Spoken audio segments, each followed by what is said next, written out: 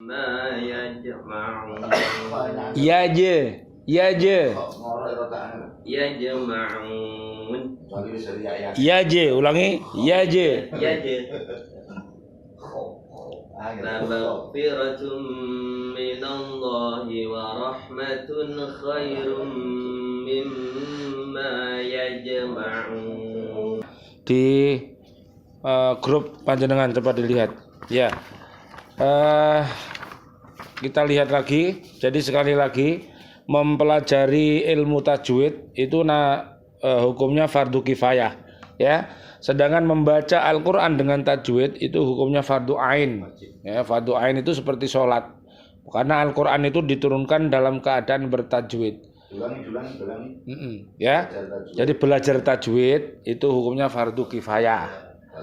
Nah, jadi misalnya di kelompok ini ada yang satu bisa tajwid, maka yang lainnya nanti bisa nempil ke yang bisa, ya. Itu sudah gugur. Seperti menyolatkan mayat itu loh, untuk fardu kifayah, ya. Kalau sudah ada fardu ain, jadi wajib bertajwid karena Al-Qur'an itu diturunkan dalam keadaan bertajwid, ya. Jadi itu yang perlu dimengerti. Oleh karena itu kita sekarang mengingat kembali Ustadz Bambang, gunnah. Sebutkan 2 huruf gunnah. Ayo Mas, sebutkan 2 huruf gunnah. Ya. Gunnah. Nun sukun. Non tasdid. Nun dan mim bertasdid. Ulangi. Nun dan mim bertasdid. Kalau ditulis N3 sama M3. Ya. Jadi M3 sama N3. Nun 3 dan M3 kalau tulis. Lah berapa lamanya itu? 1,5 alif. Kalau dengan ukuran alif itu 1,5. Tapi kalau dengan ketukan 3. Ya, kalau membaca 2 boleh, tapi kalau membaca 1 gunanya hilang. Ya, jadi gunnah itu punya 2 huruf. Gunnah artinya dengung, nun dan mim bertasdid. Ya, Pak Agus, iqolab, Pak Agus.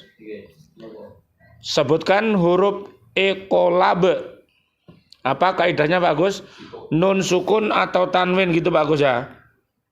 Didahului nun sukun atau tanwin gitu. Bertemu dengan gitu Pak Agus.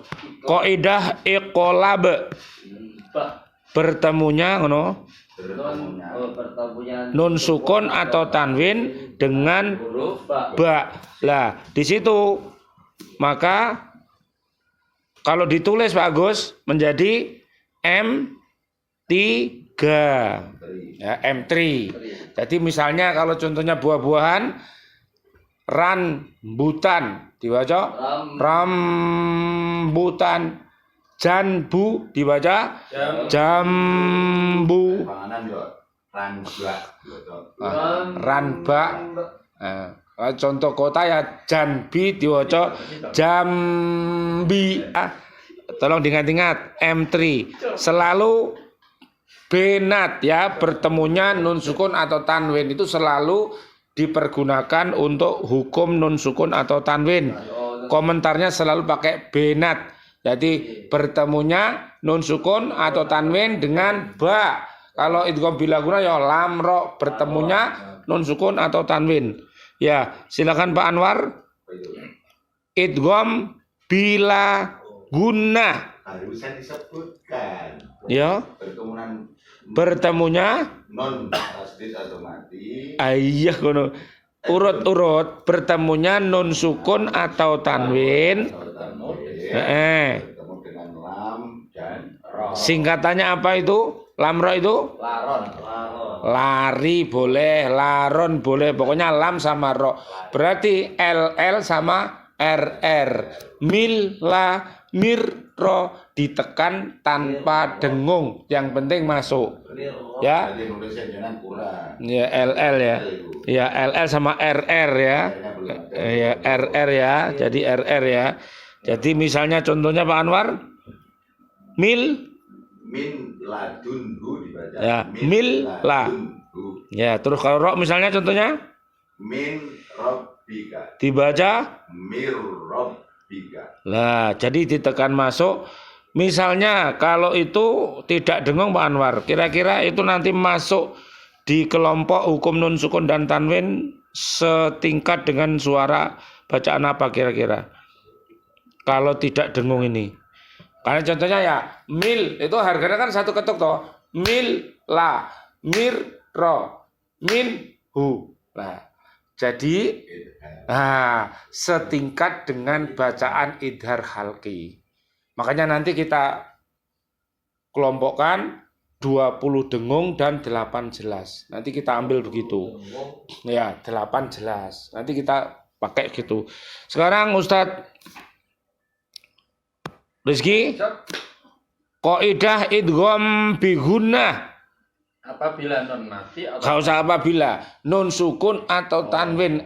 Tadi lo apa namanya buku nun apabila benat mau lo istilah benat ngono. Bertemunya nun sukun atau tanwin bertemunya bertemunya nun sukun atau tanwin dengan huruf ya nun mim waw.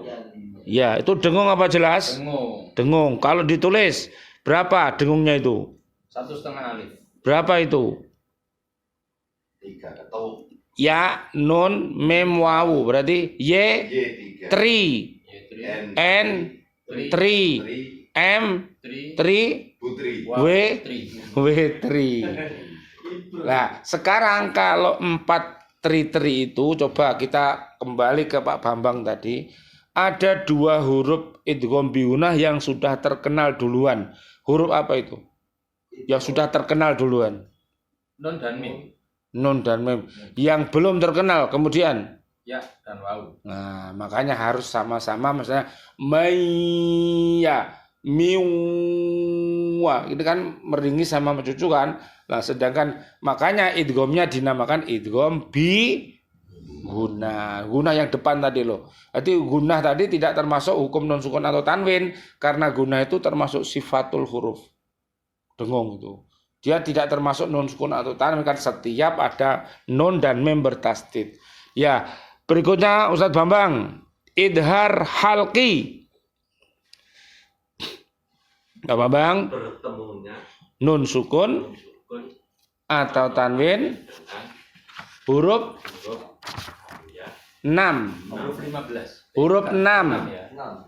Alif ha Hamzah, jangan alif, bilangnya harus hamzah. Ha. Oh gini urut aja. Hamzah ha. Hamzah ha. Ha kho ain goin. Coba ulangi. Hamzah ha. Ha kho ain goin. Ain goin. Lah jumlahnya ada 6. Kenapa dinamakan halqi? Karena huruf itu keluar dari tenggorokan. Coba kalau tenggorokan bawah, hurufnya apa? Hamzah tadi loh. Coba bilang a ha. Coba sama-sama. a Yang di tengah tenggorokan ha a. Ha a. Yang di atas tenggorokan kho gho. Nah, itu N1. Satu ketuk harganya. Min hu man amana. Nah, oleh karena itu cara penyebutnya bukan alif ya Ustaz Rizky. Jadi penyebutannya alif yang berharokat itu sebutannya untuk idhar halqi ini adalah hamzah. Karena alif itu fungsinya sebagai matobi'i. Ya. Kenapa dibaca panjang? Karena ada alif, bukan karena ada hamzah. Jadi alif itu fungsinya untuk memanjangkan. Kan huruf panjang kan ada 3 kan? Alif, ya, wawu yang disingkat a, y, u. Tahu a, y, u? ayu. Nah, setiap ada a, y, u pasti memanjang. Yang aslinya 1 ketuk bisa menjadi 2 ketuk. Benar. Ayu. Kalau nanti bertemu nanti di pokok bahasan ahkamul mat bisa 4, bisa 5, bahkan bisa memanjang sampai 6. Nah, itu nanti pengembangannya di situ. Maka ingat AYU tadi adalah apa? Apa AYU? Matobi. Alif, ya, wawu. AYU. Sengaja saya datangkan AYU supaya Memanjang. nah, panjangnya tadi ingat ya karena 6 harokat. Iya, 6 harokat. N1. Ya. Maksimal. Panjangnya 1 alif bisa menjadi 2 alif, bisa menjadi 2,5, bisa menjadi 3 alif. Nanti itu perkembangan ahkamul mat nanti. Jadi mat itu ada panjang-panjang 1 alif ada, dikelompokkan ada 6, terus ada mat yang panjangnya lebih dari 1 alif itu ada 10 mat. Namanya ahkamul mat. Yang 1 alif namanya ahkamul qasr.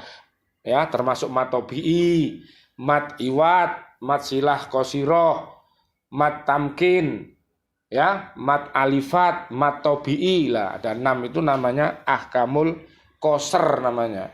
Jadi mat yang dipanjangkan hanya 1 alif saja. Lah sedangkan yang panjang namanya ahkamul mat. Itu dalam penilaian juri hakim MTQ begitu.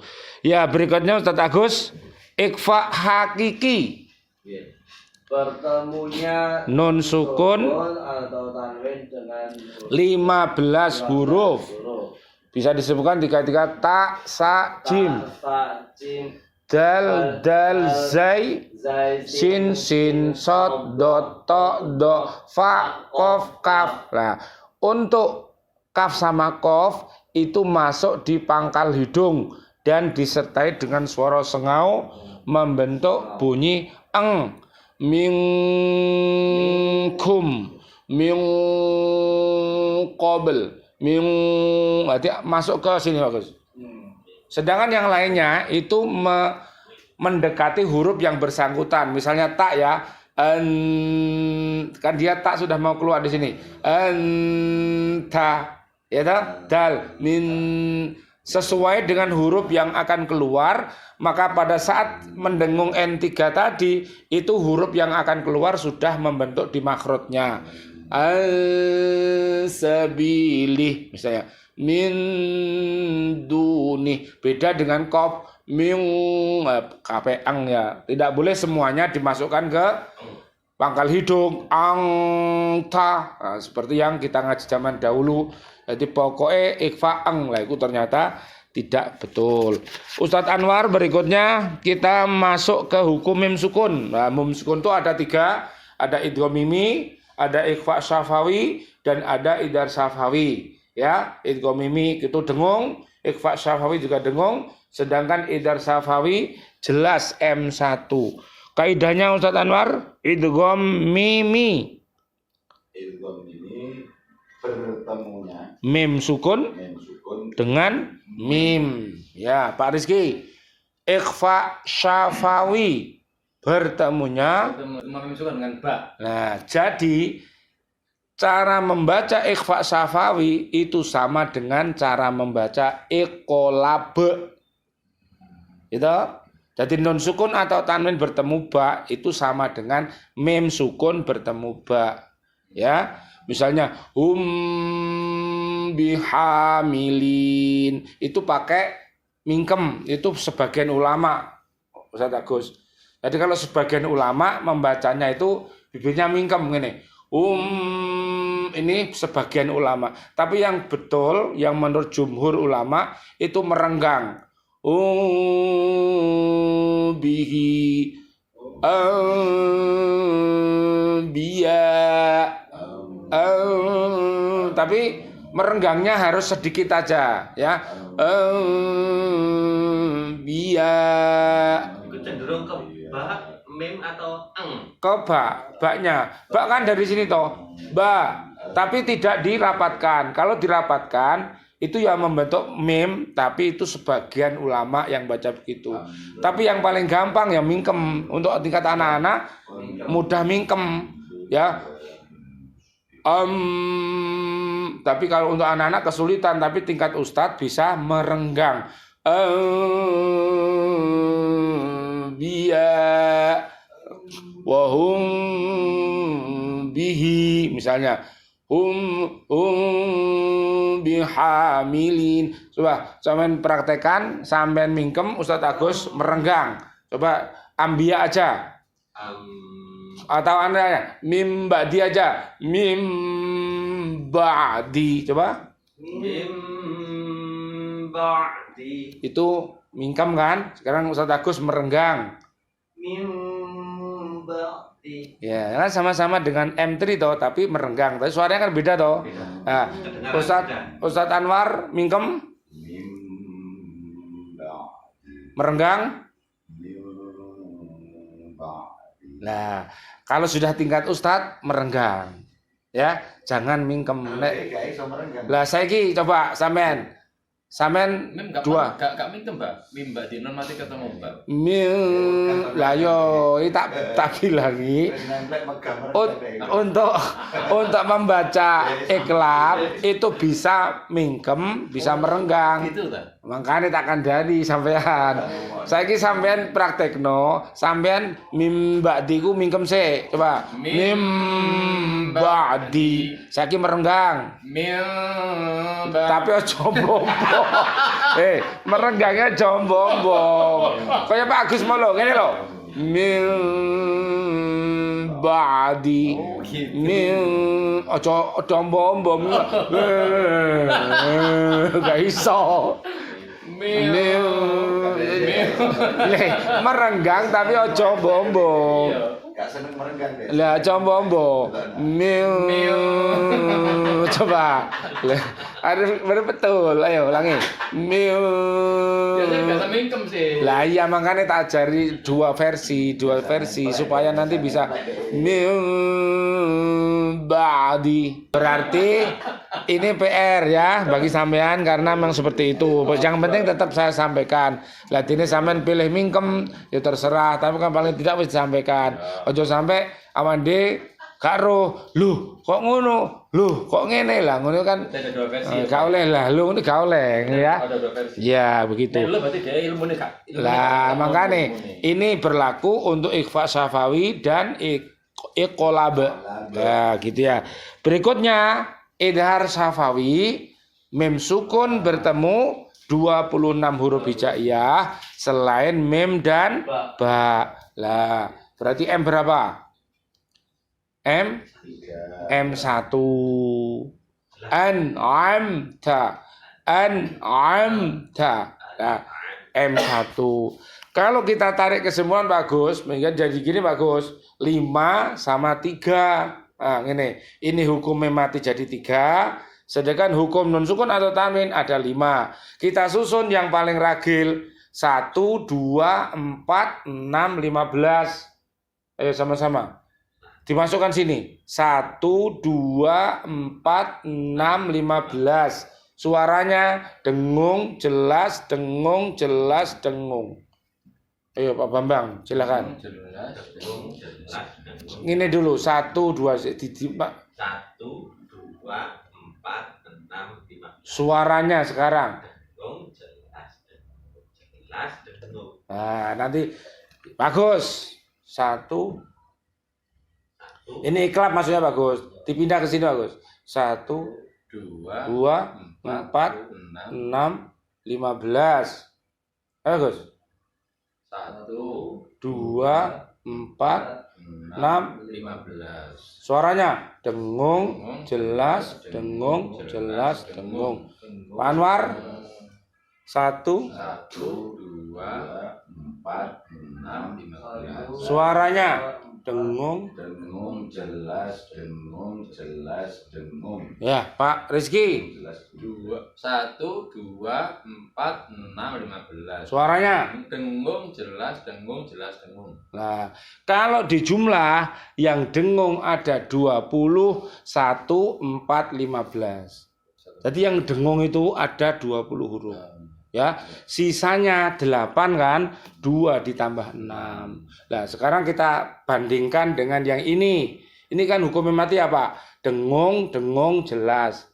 Ya tak? Mati. Ini jumlah hurufnya 26 huruf. Sekarang pertanyaannya, kalau di hukum nun sukun ada dan tanwin, itu yang dengung dominan lebih banyak, sedangkan di hukum mati apa? Yang jelas lebih banyak. Yang jelas lebih banyak. Loh, ngono. Kudu ngerti. Jadi dengung dulu baru jelas. Ngono. Lah nek dengung kira-kira baca dengung itu lebih sulit enggak dengan yang jelas? Disuruh dengung. Nah, makanya itu namanya berakit-rakit ke hulu, berenang-renang ke tepian. Bersakit-sakit dahulu, bersenang-senang kemudian. Jadi ternyata dari huruf-huruf hijaiyah itu melambangkan. Jadi berat itu ada di proses awal. Tapi yang biasanya kalau sudah nun sukun itu beres, mim sukun mengikuti. Dan di sini hanya 2 sama 1. Nah, kalau persamaannya Pak Agus, di sini tadi kan yang jelas kan 2 ditambah 6 Pak Agus. Ya toh, 2 sama 6 ya Pak Agus. Itu kan ditambah Pak Agus supaya jadi 8. Sedangkan di sini 26. Bagaimana Pak Agus untuk mengkorelasikan ini ke sini? Ini kan 2 sama 6 ditambah menjadi 8. Lah yang ini 26. Bagaimana? Apa kesamaannya? Ini sama ini. Sama-sama jelasnya. Bedanya yang ini ditambah, yang ini tidak usah ditambah. Ya toh? 26 kan enggak usah ditambah. Kalau 2 ditambah 6 itu 8. Lah tapi untuk memancing, oh ternyata ada kesamaannya ya. 26 loh podo. Jelas lo. Apa gak gampang? Ada satu lagi kesamaannya. Apa? Angka 2 dan 6. 26 kan 26. Iya. Tadi 8 kan 2 ditambah 6. Iya. Kesamaannya nih. Makanya jangan lupa 26. Gitu? Jangan lupa 8. Apa kok 26? 26 itu kalau dilihat di Al-Quran namanya Asy'ara. Lah nanti Asy'ara itu artinya ahli syair. Ya, nanti yang selamat itu ya ahli syair di ayat 227. Lah itu. Jadi banyak ahli syair itu yang dimasukkan neraka karena dengan syair-syairnya keluar dari koridor Islam. Iblis lah bahasanya berteman dengan iblis sehingga syair-syairnya itu melampaui batas sehingga dia dikena batas syar'i itu dan solusinya di batas akhir 227 surat Asy-Syu'ara. Ya 227. Pak Agus membawa tarjimnya ta? Ada. Pak Anwar le. Dulu Pak Anwar. 227 Pak Anwar. Ya, suratnya surat 26 ayatnya 227. Ini solusi untuk kita. Tidak hanya wartawan, tidak hanya ustadz, tidak hanya siapapun jin dan manusia. Kalau ingin selamat ya Asy-Syu'ara 227 itu tombolnya. Paling belakang Ustaz. Gori dewe Ustaz. Suara itu surat keberapa? 26. Nah ini. Jadi mulai dari ini. Lah yang bahaya itu Asy-Syu'ara 221 sampai 226 bagus. Jadi ini para penyair umat yang mengikuti iblis. Ya termasuk maukah aku beritahukan kepadamu kepada siapakah setan-setan itu turun? Mereka setan turun kepada setiap pendusta yang banyak berdosa. Mereka menyampaikan hasil pendengaran mereka sedangkan kebanyakan mereka orang-orang pendusta dan penyair-penyair itu diikuti oleh orang-orang yang sesat.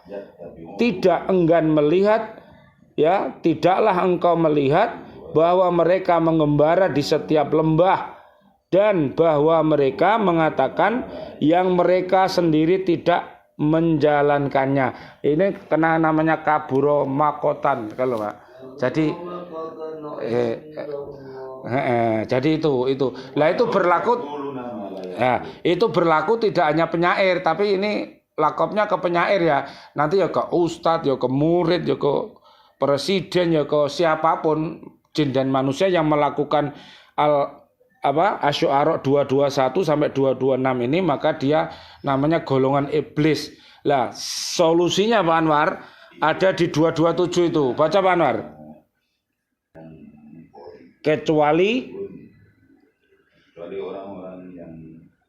orang-orang yang beriman dan berbuat kebajikan dan banyak mengingat Allah dan mendapat kemenangan tertolong.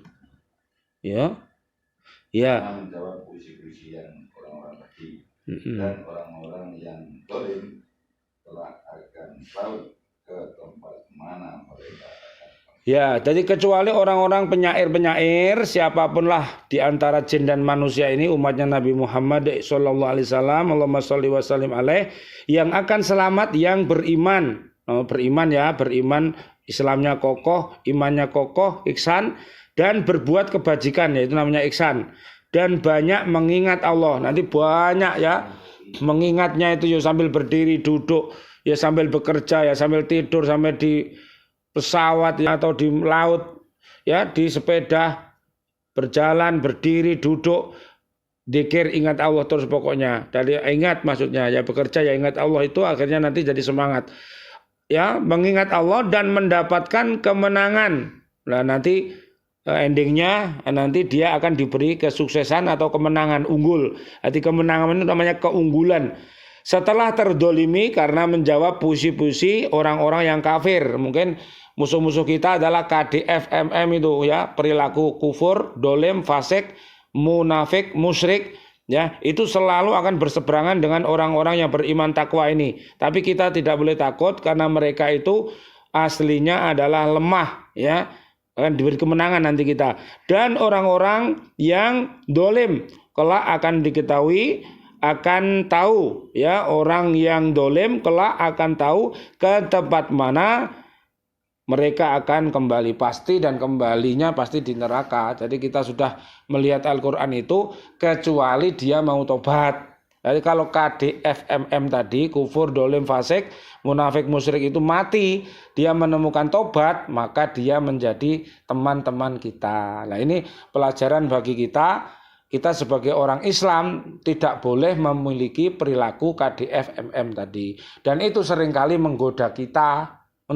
Karena dia dibawa oleh iblis, dan iblis itu sangat lincah. Bahkan aliran darah kita itu kadang-kadang dimasuki, sehingga kadang-kadang kita itu terkena di hati kita. Hati itu kan halus mas.